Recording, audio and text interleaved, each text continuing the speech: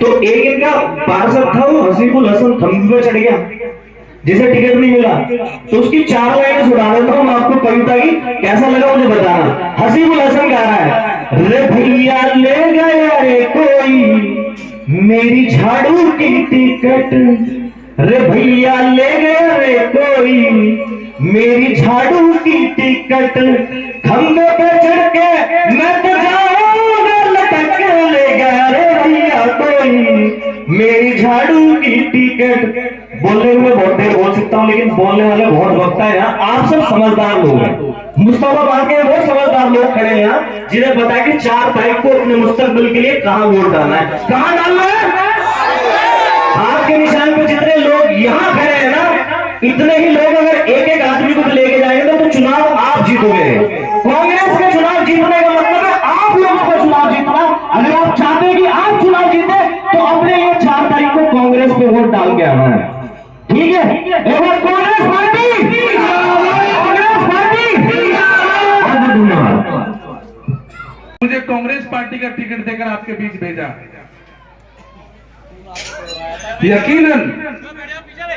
यकीनन बड़ी उम्मीदें लगाई होंगी, बड़ा उम्मीद किया होगा मेरे ऊपर, यकीन किया होगा मेरे ऊपर, जो मुझे कांग्रेस पार्टी का टिकट 10 साल के बाद बदलकर मुझे आपके बीच कांग्रेस का टिकट देकर भेजा। और मैं आज आप सबके सामने यह वादा करता हूं, सरपरस्त नेता जनाब हसन अहमद साहब और जनाब अली मेहदी साहब और कांग्रेस पार्टी को निराश नहीं करूंगा। जो उम्मीदें इन्होंने मुझसे लगाई है उस पर खरा उतरने की कोशिश करूंगा इंशाअल्लाह।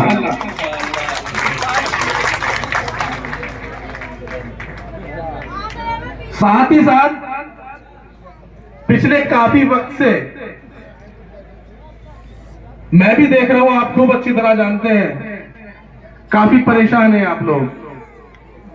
मुस्तफाबाद वार्ड 243 की आवाम साफ सफाई को लेकर के बहुत परेशान है, गंदगी को लेकर बहुत परेशान है। नालियां गंदगी से भरी हुई है, सड़कें कूड़े का ढेर तकरीबन बन चुकी है, सफाई होने का नाम नहीं है। तरह तरह से अनौतराज उगाई की जाती है। आप लोग थोड़े थोड़े पैसे जोड़ करके अपने बच्चों के लिए आशियाना बनाते हैं, घर बनाते हैं। जैसे ही आप काम शुरू करते हैं, डिपार्टमेंट के लोग आ जाते हैं आपको परेशान करने के लिए। इस इलाके में पीने का पानी नहीं है, आप उसका इंतजाम करते हैं, समरसीबल लगाते हैं, हैंडपंप लगाते हैं। जैसे ही आप काम शुरू करते हैं, एमसीडी के लोग, डिपार्टमेंट के लोग आ जाते हैं आपसे उगाई करने के लिए। आज मैं अपने नेता जनाब हसन अहमद के साहब के सामने और आप सबकी मौजूदगी में यह वादा करता हूं, इंशाअल्लाह ये परेशानी बिल्कुल नहीं आने दूंगा। और आप याद रखिए, 7 तारीख के बाद कोई भी एमसीडी वाला आपके पास आता है तो उसको बोल दीजिए यहाँ आने की जरूरत नहीं है, यहाँ से उगाई करने की जरूरत नहीं है, अब जमाना बदल चुका है। मैं आपके बीच हर वक्त मौजूद रहूंगा। अगर कोई भी एमसीडी वाला आपको तंग करे, आप उसको बोलना अब जमाना बदल चुका है, अब यहाँ हसन अहमद जी के नुमाइंदे हाजी खुशनूद आ चुके हैं, अब आपकी यहाँ दाल गलने वाली नहीं है।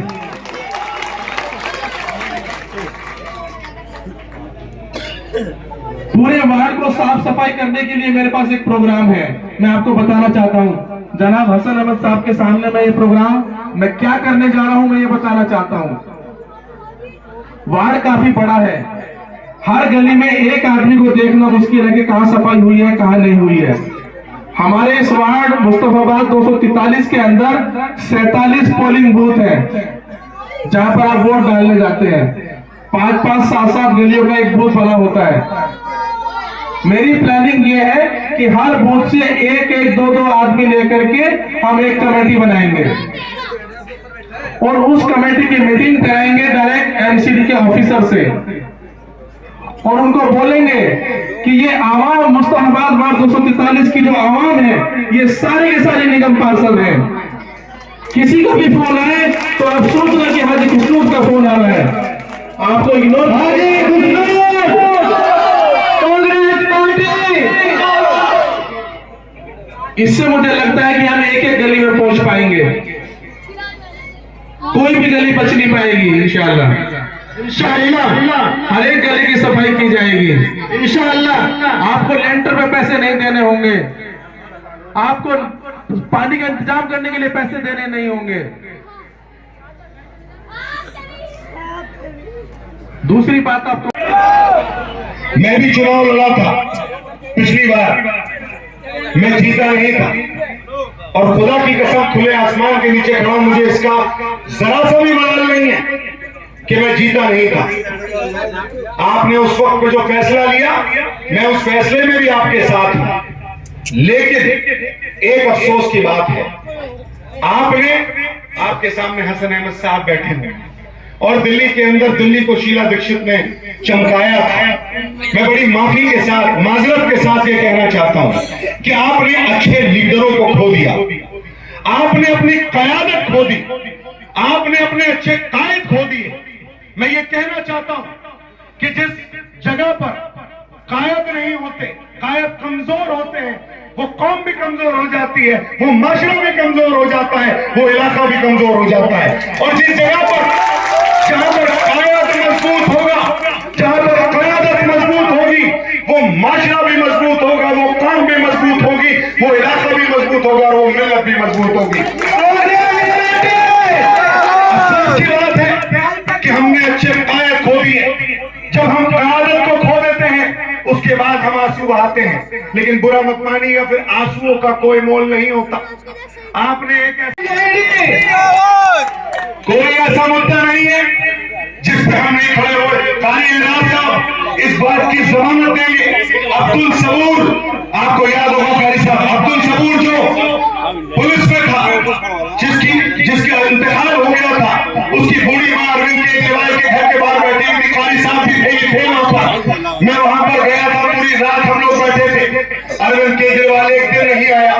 ये बताने की बात यह है, अफसोस की बात यह है कि आप लोगों के सामने सबसे बड़ी परेशानी जो है, ये मैं दिल से कह रहा हूं, जो समस्या है वो ये है कि जब तक हम लोग बीजेपी को हराने की सोच नहीं छोड़ेंगे, तब तक हमारा कुछ नहीं होगा। हमारे महलों में क्या रहता है, अरे भैया भाजपा को हराना है, लेकिन आपको नहीं पता भाजपा को हराने के चक्कर में आप भाजपा से बड़े शैतान को लाके अपने ऊपर ले आते हैं। अरविंद केजरीवाल को हम पहले दिन से कह रहे थे कि ये भाजपा की बी टीम है, ये आरएसएस का चड्डीधारी है, और ये पहले दिन से हम कह रहे थे। आज वो साबित हो गया। मौलाना साहब पर एफआईआर कराने में तो 1 सेकंड नहीं लगाया, तबलीगी जमात को बदनाम करने में तो 1 मिनट नहीं लगाया, लेकिन आज उसका पार्टनर सत्येंद्र जैन जो जेल में मसाज करा रहा है, आज तक उसे मंत्रालय से नहीं हटाया। ये समझने की जरूरत है आपको। एक छोटा सा बात का बताता हूं आपको कि कैसे हमें बदनाम किया गया। मैं इंदौर गया था इसी कोरोना के बाद, वहां पर एक शख्स मुझे मिले, उन्होंने कहा अली साहब, दिल्ली के मुख्यमंत्री ने जो हम लोगों को बदनाम किया, जो तबलीगी जमात का नाम लिया, जो मरकज को बंद कराया, उसका खामियाजा हमने इंदौर में भी झेला। मैंने कहा कैसे? उन्होंने कहा कि कोरोना के वक्त में जब एक टोपी पहन के दाढ़ी में एक बुजुर्ग इंदौर की किसी गली से जा रहे थे, तो वहां से किसी एक शख्स ने कहा कि इससे दूर हट जाओ, ये कोरोना बम जा रहा है। कोरोना बम बनाया था या नहीं बनाया था केजरीवाल ने? और सबसे बड़ी बात, वो बिल्किस बानो, इस मुल्क की बेटी, जिसके लिए चाहे वो हिंदू हो या मुसलमान हो या सिख हो या ईसाई हो, जिसके सीने में दिल है, उसने बिल्किस बानो के लिए अपने दिल से आंसू आए। उसको जो उस बिल्किस बानो के साथ हुआ था गुजरात में, उसके लिए हिंदू मुसलमानों ने आंखों में आंसू लाए। गुजरात की सरकार ने उसके जालिमों को छोड़ दिया था। ये वही केजरीवाल है जिससे ये पूछा गया कि बिल्किस बानो के लिए आप क्या बोलना चाहते हैं, तो उसने कहा मैं कुछ नहीं बोलना चाहता। ऐसे शख्स को वोट दोगे क्या? आप सुनो, जो मेरे दिल का, मुझे एक चीज का बड़ा अफसोस है, मैं समझ नहीं पा रहा कि आम आदमी पार्टी का कोई कैंडिडेट आपके सामने आके वोट मांगने की हिम्मत कैसे कर रहा है? आपको क्या पूछना नहीं चाहिए उसके शाने को पकड़ के कि तू तब कहा था जब मरकज को बंद किया जा रहा था और तेरा मुख्यमंत्री चुप था? तू तब कहा था जब दंगे हो रहे थे और तेरा मुख्यमंत्री घर के अंदर घुसा हुआ था? और सुन लीजिए, हमारे सरों के ताज, हमारी मस्जिदों के इमाम जिनके पीछे हम नमाज पढ़ते हैं, जो वक्फ बोर्ड के अंदर इमाम आते हैं, वो वजीफा अपने हक की लड़ाई के लिए 14 महीने तक उनको वजीफा इस केजरीवाल सरकार ने नहीं दिया। अपनी हक की लड़ाई के लिए वक्फ बोर्ड के बाहर चटाई बिछा के मेरे इमाम बैठे हुए थे। मुझे अपने पर और आप पर शर्मिंदगी हुई। ये वही इमाम है जिनके पीछे हम नमाज पढ़ते हैं।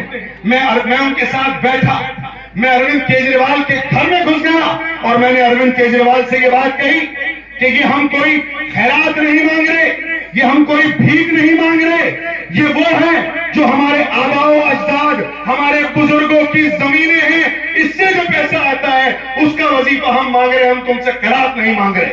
वो भी लड़ाई आपके भाई ने लड़ी, 3 महीने का वजीफा उनको दिया। तो आप समझिए कितनी बड़ी लड़ाई राहुल गांधी कन्याकुमारी से चल के आज कश्मीर पहुंचने के लिए 10